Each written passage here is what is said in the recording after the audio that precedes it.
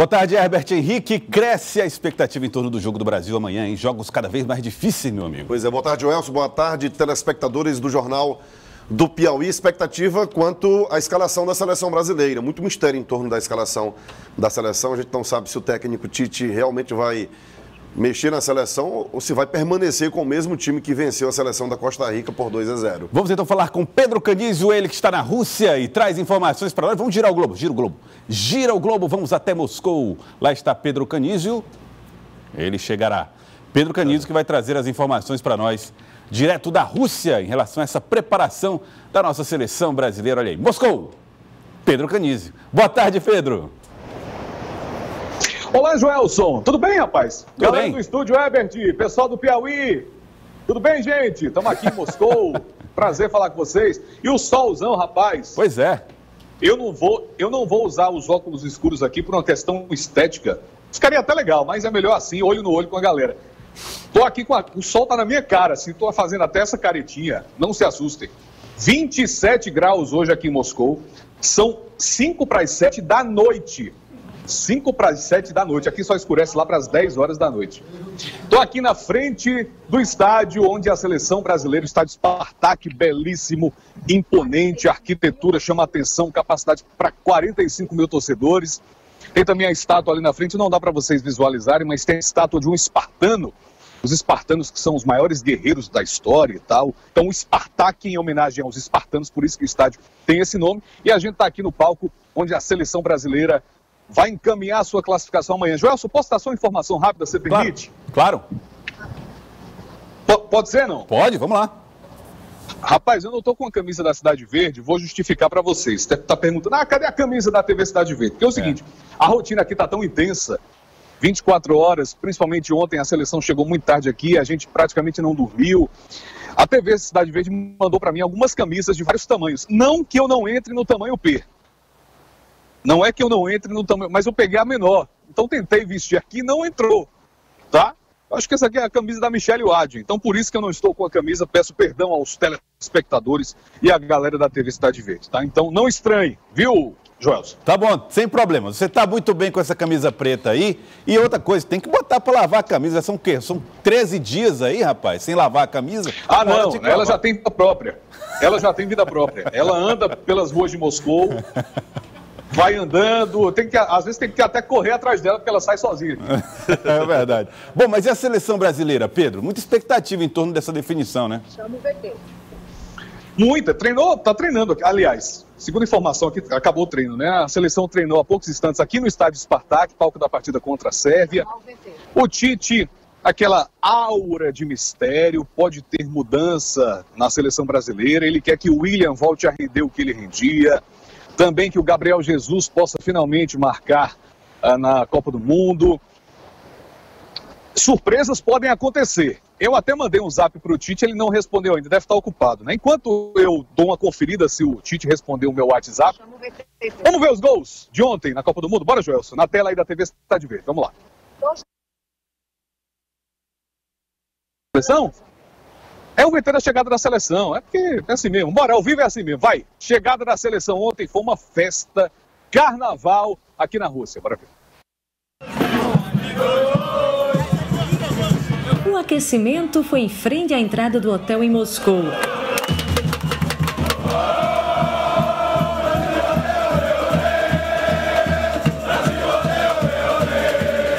O brasileiro sabe fazer festa, viu? A recepção foi profissional, com coreografia ensaiada e tudo mais.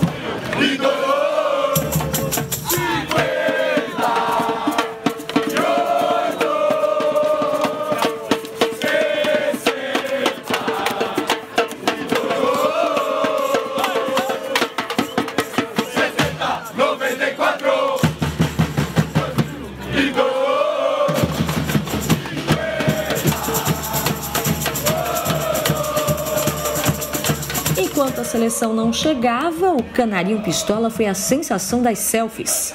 E o ônibus com os jogadores do Brasil chegou por volta das 11h30 da noite, horário aqui da Rússia, 5h30 da tarde, horário do Brasil. A torcida estava loucamente iluminada.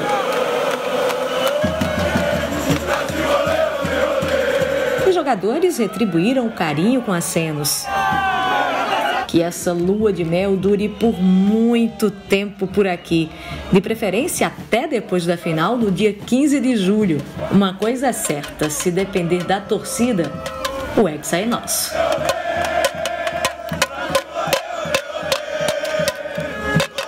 Tá aí então, ó. Seleção brasileira recebida com festa até agora do Pedro Canizio, vai entrar à noite Pedro Canizio festejando e capitão escolhido. Miranda, Herbert Henrique. Miranda. Capitão da seleção brasileira será Miranda. O que você acha disso? Eu acho que existe o rodízio, né? O técnico Tite já havia anunciado. E eu acho que é por aí mesmo. Ele tinha que fazer o rodízio e ia parar no Miranda, podia parar no lateral, né? No caso, o Marcelo, entendeu? O Fagner também poderia ser, mas como é o Miranda, já tem maturidade suficiente. Representa bem o Representa muito bem. Já é um atleta, posso dizer até que veterano. Pode ser a última Copa do Miranda. Ah, né? Rapaz. Não sabia que ele era tão assim... Mas, enfim. Bom, Miranda é capitão da seleção brasileira e a seleção brasileira deve entrar em campo, Pedro, com o mesmo time que entrou em campo contra a Costa Rica. 0 surpresas.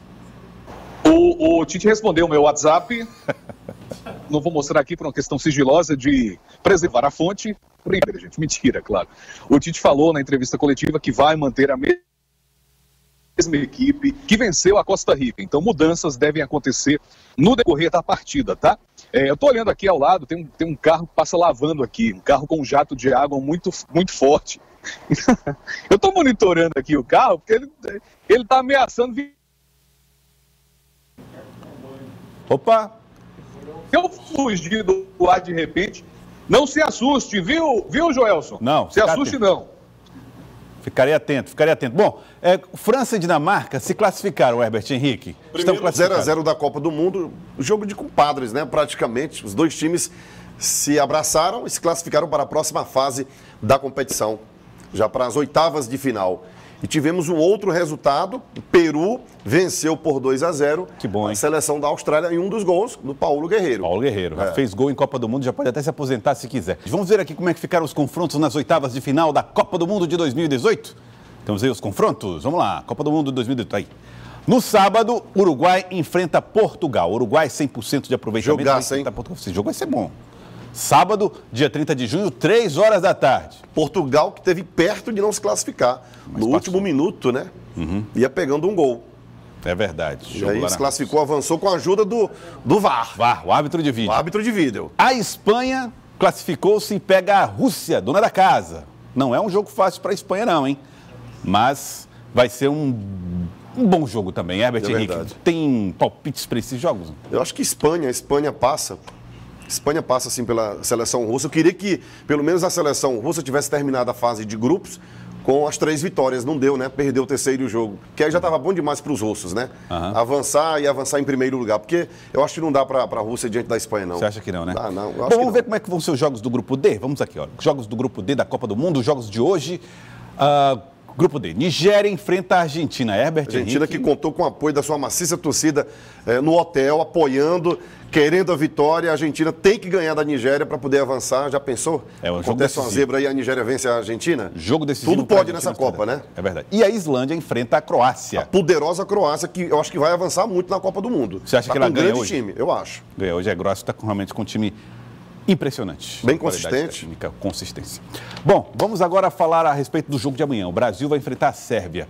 Como é que está o retrospecto desses jogos? No retrospecto entre Brasil e Sérvia, a Sérvia que é a antiga Iugoslávia, né? São 2 jogos entre Brasil e Sérvia. O primeiro jogo aconteceu em 2014, antes da Copa no Brasil. No mesmo mês da Copa, o Brasil venceu com um gol do atacante Fred, 1-0, a seleção da Sérvia. Aí depois tivemos, olha aí o Pedro, só para finalizar, Pedro, aí depois tivemos, em 2015, o Brasil tentava o hexacampeonato mundial sub-20 diante da Sérvia, pois perdeu na Nova Zelândia pelo placar de 2-1. E essa seleção da Sérvia é a base da equipe que foi campeã mundial em 2015 em cima do Brasil. Por isso a Sérvia é uma boa equipe e pode aprontar para o Brasil, hein? De olho nesse jogo de amanhã. Pedro concordando. Concordo sim, e inclusive tem até alguns dados, estatísticas para abrilhantar o que o Herbert falou. O time sérvio tem muita experiência. Dos adversários que o Brasil enfrentou, na minha concepção, a Sérvia é a equipe mais forte, principalmente na jogada aérea. O jogo aéreo deles é muito bom. Eles têm o atacante Mitrovic, guardem esse nome, Mitrovic. Esse cara é perigosíssimo. Tem dois laterais muito envolventes, tem o Kolarov, tem o Ivanovic. E na era Tite, o Brasil tem 22 jogos na era Tite. Dos 6 gols sofridos nessa era Tite, 5 foram nas jogadas aéreas. Ou seja, é preciso redobrar a atenção, tá? Vamos torcer para que o Brasil dê tudo certo aqui no estádio Spartak. Vou finalizando minha participação dizendo o seguinte: teve um torcedor mexicano, esse vídeo viralizou aqui na Rússia, está fazendo o maior sucesso, o jornal Marca da Espanha divulgou. Um torcedor mexicano foi separar uma briga, uma discussão entre torcedores russos. Sabe o que é que o torcedor mexicano falou no fim para acalmar os ânimos, Joelson Ebert, Companhia Limitada? O que ele teria dito, meu caro Pedro? O russunhol. Tranquilovski. Eu adorei isso. Me senti representado. O russunhol dele. Sensacional. Esse vídeo está fazendo o maior sucesso. Tá certo. Um abraço para você. Prefiro o seu russoguês do que o russunhol lá do espanhol. Do mexicano. Tamo juntovski. Tamo juntovski. Um abraço, Pedro. Um abraço para você. Ainda sobre a seleção brasileira. Um abraço, garoto. Pois não. Já que a seleção está definida, é o mesmo time que venceu a seleção da Costa Rica por 2-0. Tomara que amanhã o Gabriel Jesus marque o primeiro gol dele na Copa do Mundo com a camisa número 9 do Brasil. Porque a última vez que o Brasil avançou, isso é importante, a última vez que o Brasil avançou na fase de grupos sem gol de camisas 9 foi em 74, quando o atacante 9 do Brasil era o Leivinha, da equipe do Palmeiras. Sim. Ele não marcou e o Brasil avançou. De lá para cá, todas as fases de grupo teve gols dos camisas 9 do Brasil. Até agora, 2 jogos, nada do Gabriel Jesus. Tomara que seja amanhã, porque senão a gente vai continuar com 74 até hoje, viu? Até Fred fez gol na Copa do Mundo. Até Fred fez gol, pois é. Oi, Herbert, um abraço. Mas vai ter gol. Amanhã vai ter que gol. Em 74 o Brasil ficou em quarto lugar. Mas esse ano seremos campeões. Okay, Herbert, um abraço. valeu. Herbert Henrique, Cidade Verde e Amarela.